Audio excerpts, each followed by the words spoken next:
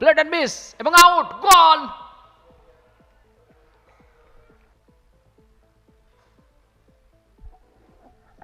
রাকিবুল বামহাতি orthodox spinner. কমবক্স and থেকে রাকিবুল এর আগে অবশ্য 4 ওভার বল করছেন, 10 রান দিয়েছেন। প্রথম বলটি ঝুলিয়ে দিয়েছিলেন, ব্যাটসম্যানের একেবারে সামনে পড়েছিল, bat close together, head down on সাইডে ছোট্ট করে একটা কবজির মোচড় দিয়েছিলেন যদি ব্যাটসম্যানের নাগালের বাইরে নেওয়া যায়, কিন্তু straight to the fielder Wasi Siddiqui. এবারে প্লেট অ্যান্ড মিস, ডিফেন্ড করেছিলেন, আবেদন হয়েছে, জোরালো আবেদন, কিন্তু আম্পায়ার আর্নো জ্যাকবস কোনো ইশারাই করলেন না।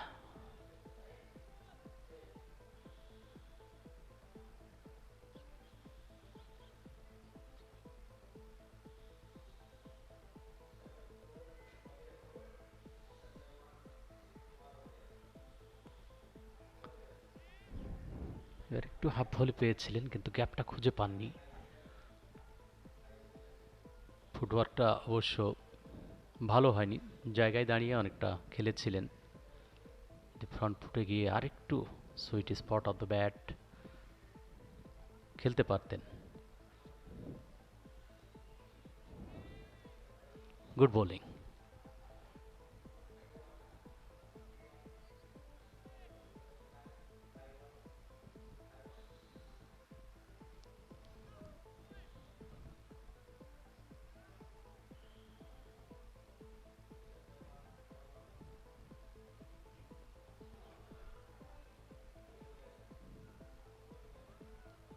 Good bowling.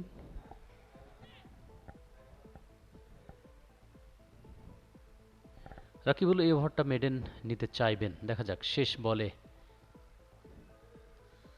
ব্যাটসম্যানকে বেঁধে রাখতে পারেন কিনা, যেহেতু 5টি ডট বল।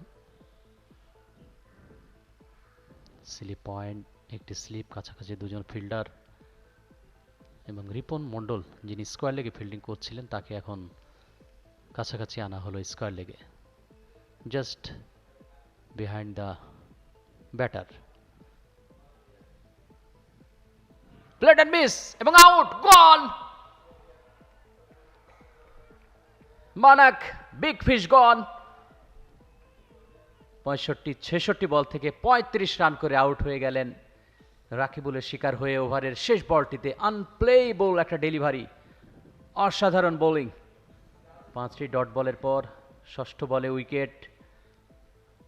সত্যি একটা ব্রেক থ্রুর কথা বলছিলাম, 69 রানে বাংলাদেশের প্রথম উইকেটের পতন ঘটেছিল, এখন আমরা লক্ষ্য করছি 67 রানে দক্ষিণ আফ্রিকার প্রথম উইকেটের পতন রাকিবুলের হাত ধরে স্পিন অ্যাটাক দিয়েই।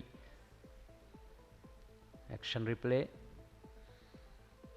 চমৎকার একটা রং আন ডেলিভারি দিয়েছিলেন, অর্থাৎ রাকিবুলের যে অর্থোডক্স স্পিন সেটা লেগ স্টাম্প বা মিডিল স্টাম্পে পড়ে অফ স্টাম্পের বাইরে দিয়ে বেরিয়ে যাওয়ার কথা, সে বলটি ইনকামিং হয়েছিল, অর্থাৎ রং আন ডেলিভারি।